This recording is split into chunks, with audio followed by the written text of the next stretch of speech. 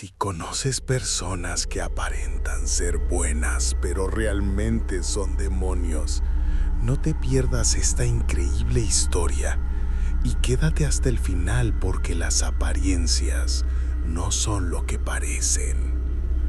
Hoy te contaré cómo yo, Esteban, un chico de ciudad, acaba en una hacienda perdida en las montañas y descubriendo un oscuro y siniestro secreto que te helará la sangre.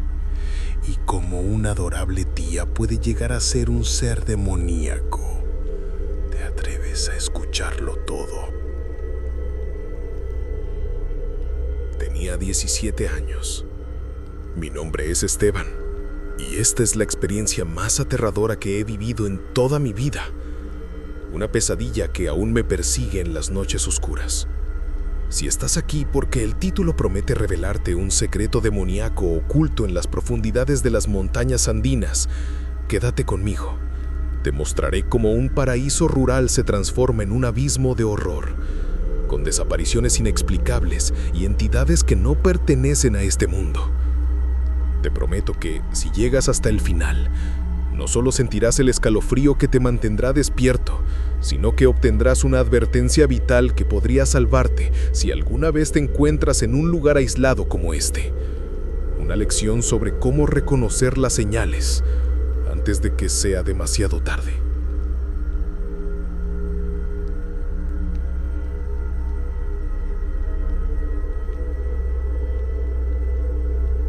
Todo empezó cuando reprobé el examen de ingreso a la universidad en mi pequeño pueblo en las afueras de Bogotá, Colombia.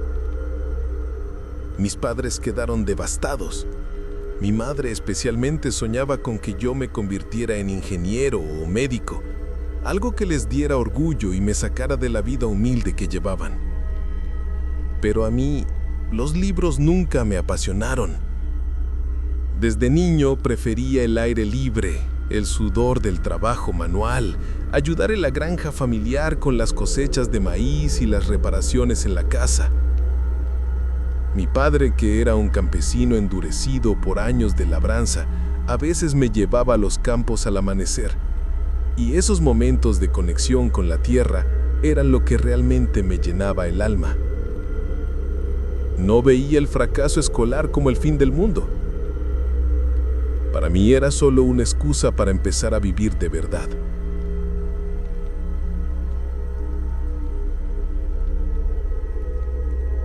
Cuando llegaron los resultados negativos, mi madre pasó días enteros en silencio, con los ojos hinchados de tanto llorar.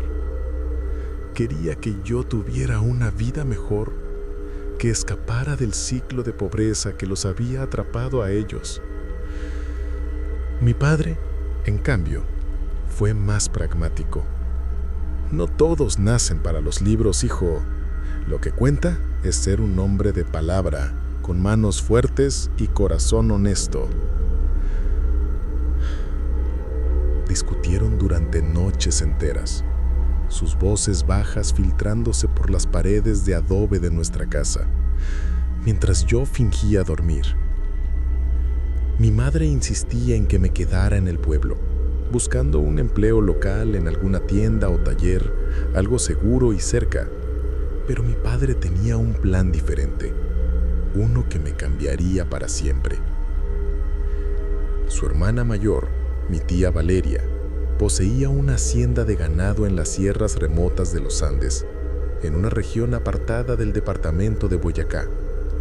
Era un lugar envuelto en niebla eterna, con valles profundos y picos que se perdían en las nubes. Valeria necesitaba a alguien joven y confiable para supervisar a los peones y mantener el orden en las vastas extensiones de pastizales. Sería una oportunidad para aprender un oficio real, contribuir a la familia y, quién sabe, quizás encontrar mi camino. Mi tía siempre había sido generosa con nosotros. Nos enviaba paquetes con carne seca y lana cada Navidad, y mis padres la veían como un modelo de éxito, una mujer viuda que había prosperado sola contra viento y marea. El día que partí, El sol apenas asomaba sobre las colinas cuando mi madre me preparó una mochila raída con ropa gastada, un rosario bendito y una lista interminable de consejos. Sé respetuoso, Esteban. No mires a los ojos de los extraños por mucho tiempo y reza todas las noches. Mi padre me dio unos cuantos pesos arrugados y me palmeó la espalda con fuerza. Trabaja con el alma, hijo. Esto te hará un hombre. El viaje en bus fue interminable, serpenteando por carreteras estrechas que bordeaban precipicios infinitos, con el viento aullando como un lamento lejano. Llegué exhausto a la estación polvorienta de un pueblo olvidado, donde mi tía me esperaba en su vieja camioneta oxidada. Era una mujer robusta, con el pelo recogido en un moño severo y ojos que parecían perforar el alma. Pero su abrazo fue cálido y su voz ronca por el cigarro me dio la bienvenida. Bienvenido, sobrino. Hacía años que quería sangre fresca en la hacienda. Vamos, el camino es largo y la niebla se cierra pronto. El trayecto a la hacienda fue un descenso a un mundo aislado. Mi tía me habló de la cría de ganado, cómo los peones llegaban al alba desde pueblos cercanos para arrear las reses, marcarlas y reparar cercas en las laderas empinadas. Mi rol sería coordinar turnos, vigilar el inventario de forraje y aprender los secretos de la tierra. La hacienda emergió de la bruma como un fantasma. Una casa principal de piedra fría, con techos de teja musgosa y ventanas que crujían con el viento. Alrededor, pastizales interminables se extendían hasta donde la vista se perdía en la niebla, interrumpidos por arroyos gélidos y bosquecillos de pinos retorcidos que susurraban secretos al atardecer. Mi habitación era un cubículo helado en el ala trasera, con una ventana que daba a un barranco envuelto en sombras perpetuas. Esa primera noche, cenamos sopa espesa bajo la luz parpadeante de una lámpara de queroseno. Mi tía delineó la rutina.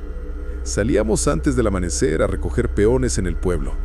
Los traíamos en la camioneta y al ocaso los devolvíamos, aunque algunos optaban por caminar por senderos ocultos para ahorrar tiempo. El aire olía a tierra húmeda y excremento de animales. Pero había algo más, un hedor sutil como a podredumbre lejana, que atribuía al ganado muerto en algún rincón olvidado. Los primeros días fueron un torbellino de fatiga y descubrimiento. Me levantaba en la oscuridad absoluta, con el frío calándome los huesos, para preparar café amargo y cargar herramientas en la camioneta. Los perones eran un grupo variopinto, hombres curtidos por el sol, algunos con risas estruendosas que contaban chistes groseros durante el viaje, otros silenciosos como tumbas, con miradas perdidas en la niebla. Me enseñaron a lazar terneros, a reconocer huellas de depredadores en el barro y a curar heridas en el ganado con hierbas locales. Mi tía me elogiaba con gruñidos aprobadores. «Eres rápido, Esteban. Pronto serás indispensable». La rutina se instaló como una niebla pegajosa. Amaneceres gélidos, jornadas interminables bajo cielos grises y noches donde el viento aullaba como almas en pena. Supervisaba los grupos, asegurándome de que el agua en los abrevaderos estuviera limpia, que las cercas no tuvieran brechas por donde escaparan las reses y que nadie holgazaneara en las sombras de los pinos. Algunos peones compartían historias de sus vidas. Un padre con 10 hijos que soñaba con comprar una parcela propia, un joven enamorado que ahorraba para un anillo, pero otros eran sombras andantes, sin menciones a familias, comiendo solos con la cabeza gacha, sus ojos evitando el contacto como si cargaran un peso invisible. El ambiente era opresivo desde el principio, con la niebla que se enredaba en los árboles como dedos espectrales y sonidos nocturnos que no pertenecían a animales conocidos. Crujidos lejanos, susurros que podrían ser el viento o algo peor, pero nada preparó para lo que vendría. Al cabo de 3 semanas, uno de los peones, un hombre enjuto llamado Marcos, siempre puntual, con una cicatriz en la mejilla que nunca explicó, no apareció en el punto de recogida. La camioneta ronroneaba en la oscuridad y los demás subieron sin un murmullo. Pregunté, pero las respuestas fueron como ecos vacíos. «No sé de quién hablas», dijeron algunos con ceños fruncidos, como si Marcos nunca hubiera existido. Otros se encogieron de hombros. «Quizás se fue. La gente viene y va en estos lugares. Días antes lo había visto compartiendo un cigarro con ellos, su voz baja contando anécdotas de caminos solitarios. Ahora era un fantasma borrado». Esa noche confronté a mi tía en la cocina, donde el fuego crepitaba como risas ahogadas. Ella me miró con ojos que parecían pozos sin fondo. «No seas niño, Esteban. En estas sierras los hombres solitarios desaparecen. Enfócate en el trabajo». Su tono era calmado, pero había un filo, como una advertencia susurrada en la oscuridad. Los días se arrastraron, la tensión creciendo como la niebla que nunca se disipaba por completo. Olvidé a Marcos temporalmente, sumergiéndome en el ritmo hipnótico de la hacienda. Arrear reses bajo lluvias torrenciales que convertían el suelo en un lodazal traicionero. Reparar cercas mientras lobos aullaban en la distancia. Pero un mes después, otra ausencia. Un peón callado, sin nombre que recordara, que vivía en una choza ruinosa en el pueblo, solo como un ermitaño. Había bajado de la camioneta esa mañana, pero al atardecer no regresó. Nadie notó. Subieron charlando como si el grupo estuviera completo. Indagué sutilmente. Vivía solo, sin lazos. Nadie lo echaría de menos. La coincidencia me heló la sangre. Empecé a vigilar a los peones más aislados, aquellos que comían apartados, sus sombras alargándose en el crepúsculo como presagios de doom. La tensión se acumulaba, cada crujido nocturno amplificando mi paranoia. Semanas después, el horror escaló. Trabajaba en un pastizal remoto con 2 peones, cuando uno, un solitario con ojos hundidos, se alejó hacia el barranco para orinar. Minutos después, un grito perforó el aire, un alarido gutural, lleno de agonía primordial, como si algo lo estuviera desgarrando desde adentro. El eco rebotó en las rocas, cortándose abruptamente en un silencio que apretaba el pecho. Mi compañero regresó de beber agua, y antes de que pudiéramos movernos, mi tía surgió del barranco, con las manos embarradas y una sonrisa tensa. «Está terminando un encargo. Se irá solo». Su mirada me perforó, como si supiera que yo sabía. Ese peón nunca volvió. Al día siguiente, era otro borrado de la memoria colectiva.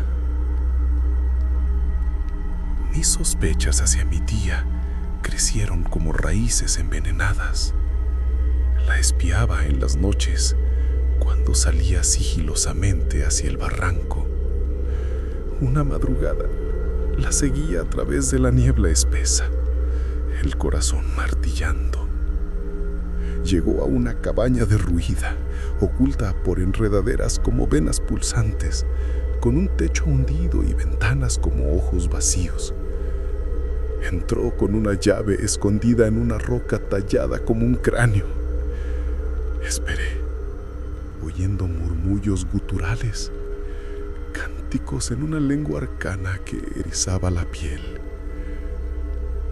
2 horas después, salió y yo regresé temblando. No pude resistir. Esa noche robé la llave y entré.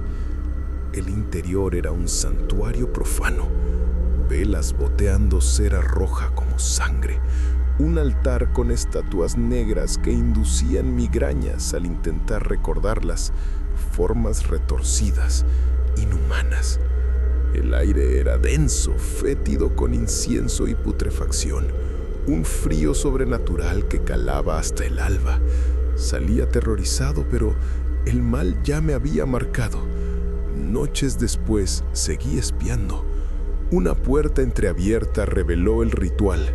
Mi tía arrodillada, invocando en esa lengua maldita. Una forma se materializó. Cuerpo humano, cabeza de cabra con cuernos espiralados, emanando maldad pura. Hablaron, la voz de la bestia resonando como truenos subterráneos. Risas que helaban la sangre. Vi intercambios de objetos oscuros, gestos que señalaban hacia la hacienda. El terror se volvió personal. Noches de visitas de la entidad, gritándome en mi habitación, golpeándome con fuerza invisible, dejando dolor sin marcas. 2 veces por semana, un ciclo de agonía que me dejaba exhausto. Presencié 8 desapariciones más, siempre los solitarios, reemplazados como si nada. Finalmente, roto, le dije a mi tía que me iba. Su sonrisa fue un rictus maligno. Entiendo, sobrino, pero recuerda las sierras. Me llevó al bus, su abrazo como garras. Regresé al pueblo, retomé estudios, pero las pesadillas persistían. Años después, adulto, visité con mis padres. La hacienda igual, peones nuevos, desapariciones implícitas. Mi tía, máscara de amabilidad, pero yo veía al demonio debajo. Durante esa visita, algo me impulsó a actuar. Mientras mis padres charlaban con ella en la casa principal, fingí un dolor de cabeza y me escabullí hacia el barranco, el corazón latiendo como un tambor de guerra en mi pecho. La niebla se cerraba a mi alrededor, susurrando advertencias que ignoré, impulsado por una necesidad ardiente de respuestas. Cada paso crujía sobre hojas secas, como huesos rompiéndose en la distancia, y el viento llevaba ecos de lamentos lejanos que podrían ser imaginarios. ¿O no? Llegué a la cabaña derruida, su puerta entreabierta como una invitación al abismo. El hedor me golpeó primero, un olor a carne en descomposición, mezclado con el incienso rancio, tan espeso que casi podía saborearlo en la lengua. Entré, la luz del atardecer filtrándose en rayos polvorientos que iluminaban el altar profano, ahora salpicado de manchas oscuras que parecían sangre fresca. Pero no estaba solo. En las sombras del fondo, detrás de una cortina raída que no había notado antes, encontré una trampilla en el suelo de tierra, semioculta bajo una alfombra manchada. Mis manos temblaban al levantarla, revelando escalones tallados en la roca que descendían a una oscuridad absoluta, como la boca de un pozo infernal. Un gemido débil subió desde abajo, un sonido humano, o lo que quedaba de uno.